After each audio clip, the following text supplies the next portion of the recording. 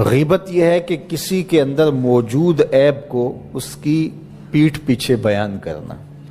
سیدہ عائشہ رضی اللہ تعالی عنہا سے مروی ہے، انہوں نے حضور سے پوچھا کہ بعض اوقات کسی میں کوئی عیب موجود ہوتا ہے اور اس کو اگر بیان کیا جائے، وہ تو اس کے اندر موجود ہوتا ہے، تو فرمایا اس کو اگر بیان کیا جائے جو موجود ہوتا ہے یہی تو غیبت ہے، اور اگر موجود نہیں ہے تو بیان کیا جائے یہ تو بہتان ہوگا، جو کبیرہ گناہوں میں سے ایک گناہ ہے۔ اور کسی کے اندر عیب موجود ہو اور اس کو بیان کرنا اور اس کی شرعی ضرورت نہ ہو۔ آپ کو عدالت میں گواہی دینے کی نوبت نہیں آئی ہے، کسی نے آپ سے نہیں پوچھا کہ میں فلاں کے بیٹے سے رشتہ کرنا چاہتا ہوں تو وہ کیسا ہے، تو یہ مجبوری ہو تو پھر تو بتانا پڑے گا کہ وہ نشے کا عادی ہے، تو اپنی بیٹی کو اس دلدل میں نہ پھینکیں، وہ ایک الگ بات ہے۔ کوئی ضرورت شرعی نہیں تھی، کوئی اخلاقی ضرورت نہیں تھی، تو اس کے بغیر کسی کے عیب کو چھالنا، لوگوں کو اس سے بدظن کرنا، اس سے نفرت دلانا اور خام خواہ اس کی آبرو ریزی کرنا، یہ سخت جرم ہے اور یہ کبیرہ گناہوں میں سے ایک بڑا گناہ ہے۔ اور یہ بات ذہن میں رکھیے گا کہ اگرچہ غیبت عام ہو گئی ہے اور عام ہونے کی وجہ سے اس کو عیب نہیں سمجھا جا رہا، تو اس کا یہ مطلب نہیں ہے کہ یہ عیب نہیں رہا، یہ پھر بھی عیب ہے اور اتنا بڑا گناہ ہے کہ فرمایا گیا الغیبۃ اشد من الزنا، غیبت بدکاری سے بھی بڑا گناہ ہے۔ اور پھر بدبختی، معاشرتی قدروں کی پامالی یہ ہے کہ کسی کی بدخوئی کرنا یہ تو معمول زندگی لوگوں کا بن ہی گیا، لوگوں کی بیٹیوں کے تبصرے لوگوں کی مجلسوں میں آ جاتے ہیں۔ یہ کتنی بد نصیبی ہے کہ کسی کے گھر کی باتیں وہ 100% درست ہی کیوں نہ ہو، اس کی بیٹی کا تذکرہ، ماں بہن کی باتیں چوپالوں میں، بیٹھکوں میں، مجلسوں میں گونجتے ہوئے کہکہوں کی صورت کے اندر بیان ہوں، تو ذرا بتائیے کہ وہ معاشرہ کوئی معاشرہ ہے؟ آج میں اور آپ دیکھیں کہ ہم کہاں کھڑے ہیں۔ اور آقا کریم علیہ الصلوۃ والسلام کو یہ چیز دکھلائی گئی کہ تانبے کے ناخنوں سے اپنے چہرے کو نوچ رہے ہیں۔ اپنا معاشرہ تشدد اور افتراق کا شکار ہو کے رہ گیا ہے۔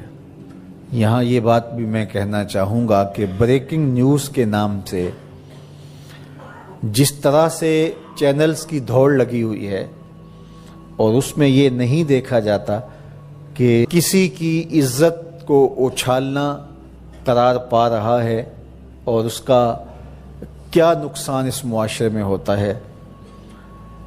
اور تیسری بات یہ ہے کہ برائی کو نشر کرنے سے برائی کی حوصلہ افزائی بھی ہوتی ہے اور لوگ گناہ میں دلیر ہوتے ہیں، اور اگر اس کو بیان کرنا ناگزیر بھی ہو جائے تو اس کو 100 پردوں میں ملفوف کر کے بیان کرنا چاہیے۔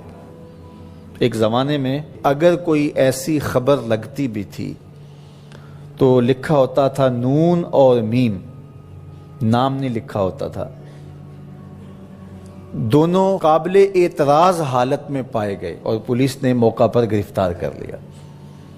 تو نون اور میم لکھا ہوتا اور قابل اعتراض حالت، بس یہی ہوتا۔ اور اب یہ بریکنگ نیوز کے چکر کے اندر کیمرہ لے کے اندر گھس جاتے ہیں اور قوم کو دکھا رہے ہوتے ہیں، اور ہم اگر میڈیا پہ آئیں اور دیکھیں تو لگتا ہے کہ معاشرے کے اندر برائیاں ہی برائیاں ہیں، اچھائیاں نہیں ہیں۔ تو میں ایک دفعہ ایک میڈیا کے ساتھی سے کہا کہ نیوز ویلیو صرف برائی ہی کی کیوں ہے، نیوز ویلیو اچھائی کی کیوں نہیں ہے؟ اچھائی کو بیان کیا جائے، برائی کو بیان کرنا مقصود بھی ہو تو اس کے لیے ملفوف لفظ ہونے چاہیے۔ آپ سورہ یوسف پڑھ سکتے ہیں، قرآن مجید کا اسلوب دیکھ سکتے ہیں، پوری سورت کے اندر منفی کرداروں کا نام نہیں ہے، چاہے وہ حضرت یوسف علیہ السلام کے بھائی ہوں یا عزیز مصر کی بیوی ہو، ان کا کنایے سے ذکر کیا گیا۔ اور جو مثبت کردار تھے، سورہ یوسف اٹھا کے دیکھیے، بار بار یوسف صدیق کے لفظ آ رہے ہیں۔ یوسف یوسف کی پکار آ رہی ہے، حضرت یعقوب کا ذکر آ رہا ہے۔ اللہ اکبر۔ تو اچھے کرداروں کو ابھارا جائے اور برے کرداروں کا ذکر کرنا بھی ہو تو ملفوف طریقے سے، تو معاشرے میں صالحیت پیدا ہوتی ہے۔ لیکن جب ہمارا مقصود ریٹنگ ہو، ہمارا مقصود پیسہ ہو، ہمارا مقصود بیرونی نادیدہ ہاتھوں کا ایجنڈا ہو، تو پھر ہم ہوش و حواس میں نہیں ہوتے، پھر جو ہم سے کروایا جاتا ہے ہم وہی کر رہے ہوتے ہیں۔